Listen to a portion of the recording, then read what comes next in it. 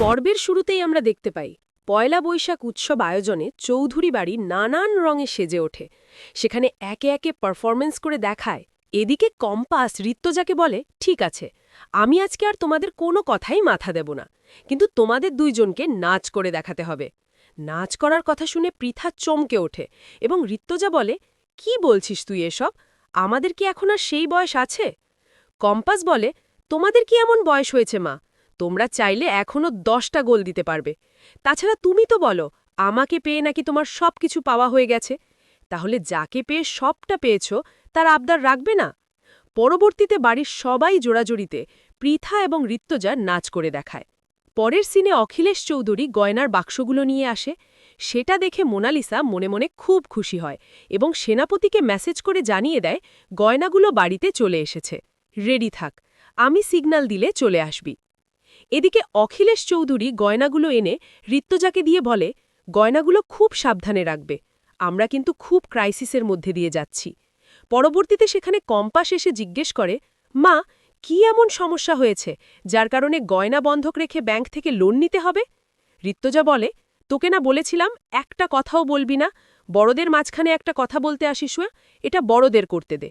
অপরদিকে সবাই যখন একে অপরের সাথে গল্প করায় ব্যস্ত, ঠিক তখনই মোনালিসা পাশে থাকা একটা পার্স ব্যাগ থেকে আগুন জ্বালানোর লাইট নিয়ে নেয় এবং মাহিকে গিয়ে বলে, আমার শরীরটা খুব খারাপ লাগছে, আমি ওয়াশরুমে গিয়ে একটু ফ্রেশ হয়ে আসি। তখনই মেঘমালা জিজ্ঞেস করে, সে কি, তুমি পারফরমেন্স করবে না? হঠাৎ তোমার শরীরে আবার কি হলো?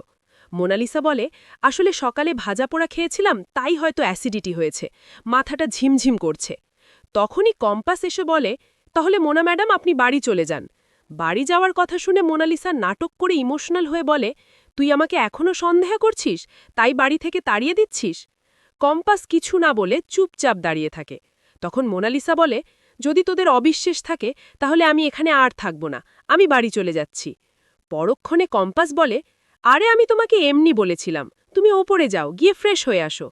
অন্যদিকে আমরা দেখতে পাই ঋত্বজা তার ঘরে আলমারিতে গয়নার বাক্সগুলো তালাবদ্ধ করে রেখে আসে।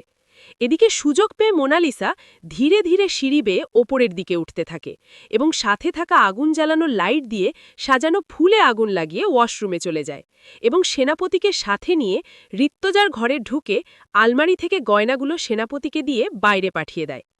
পরের সিনে ড্রয়িং রুমে সবাই যখন পারফরমেন্স করে ব্যস্ত, তখনই বাড়িতে সাজানো ফুলগুলো দাউ দাউ করে জ্বলতে থাকে। পরবর্তীতে পোড়ার গন্ধ পেয়ে সবাই এদিক ওদিক তাকাতে থাকে এবং পরক্ষণে পিছন থেকে রশ্মিকা আগুন বলে জোরে চিৎকার করে ওঠে। বাড়িতে আগুন লাগায় সবাই উত্তেজিত হয়ে বালতিতে করে পানি এনে ছিটাতে থাকে। এদিকে ঋত্বজা হাইপার হয়ে কম্পাসকে পড়ে, এখন বাড়িতে আগুন লাগাবে কি, হঠাৎ কোথার থেকে আগুন লাগলো? পরবর্তীতে মোনালিসার থেকে আগুন জ্বালানোর লাইটটা নিজে পড়ে যাওয়ায় পৃথা মাহিকে জিজ্ঞেস করে, এই লাইট এখানে আসলো কি করে? মাহি ভয় পেয়ে বলে, মা, আমি তো তোমাদের সাথে এখানে বসেছিলাম, তাহলে আমি আগুন লাগালাম কি করে? তাছাড়া নিজের বাড়িতে আমি কেন আগুন দেব? অপরদিকে মোনালিসা মনে মনে বলে, সামান্য আগুন লাগাতে এত অস্থির হয়ে পড়েছ, যখন জানতে পারবে তোমাদের গয়নাগুলো আর নেই, তখন কি করবে ঠাকুর জানে। পরের দৃশ্যে আমরা দেখতে পাই সেনাপতি এবং মোনালিসা গয়নাগুলো নিয়ে নাড়াচাড়া করে দেখছিল। তখন মোনালিসা বলে, এই গয়নাগুলো আমার বাড়িতেই থাক, যেহেতু তুই এখানে ভাড়া বাড়িতে থাকিস, তাও আবার একা, তার থেকে বড় আমার বাড়িতে থাকলে দাদু জানতেও সমস্যা হবে না, কেননা দাদু তো অখিলেশ চৌধুরীকে পথে বসানোর জন্য এক বাইরে রেডি থাকে।